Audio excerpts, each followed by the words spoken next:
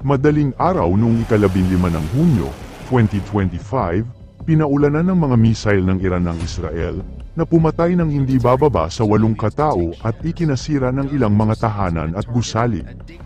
Ayon sa tanggapan ng Prime Minister ng Israel, nagpakawala ng 370 ballistic missile at daan-daang mga drone ang Iran sa Israel sa loob ng 4 na araw na conflict. Ang pag-ataking ito ng Iran ay matagumpay na tinamaan ang 30 mga lugar sa Israel. Ang tanong, bakit ito ginawa ng Iran? Ang direktang pag-atake sa pagitan ng Iran at Israel noong Abril taong 2024.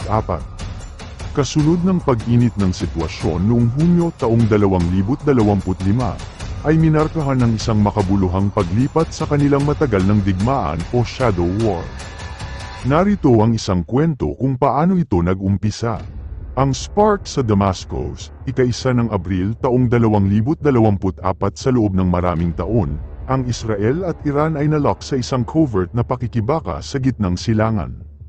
Madalas na isinasagawa ng Israel ang mga airstrike nito sa Syria, na target ang mga military installations ng Iran, at mga pagpapadala nito ng mga armas sa Hezbollah, ang makapangyarihang proxy ng Lebanese ng Iran.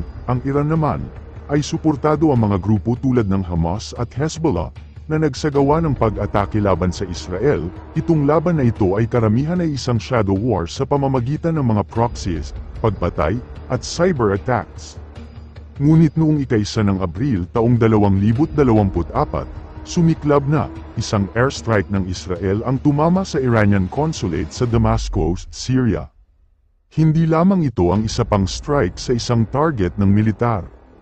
Ito ay isang pag-atake sa isang diplomatikong tambalan, isang kilos na malawak na nakikita bilang isang matinding escalation. Ang airstrike ay pumatay ng maraming high-ranking military officials ng Iran, kabilang ang kanilang Brigadier General na si Mohammad Reza Zahidi, na isang senior commander sa Islamic Revolutionary Guard Corps o IRGC. Para sa Iran, ito ay isang nakakahiya at provocative act, isang direktang sampal sa soberanya ng Iran. Abril 13 hanggang 14, 2024 ang Operation True Promise ng Iran. Agad na nanumpa ang Iran ng isang malupit na paghihiganti. Ang mundo ay nakikiramdam at nagtataka kung paano at kailan tutugon ang Iran.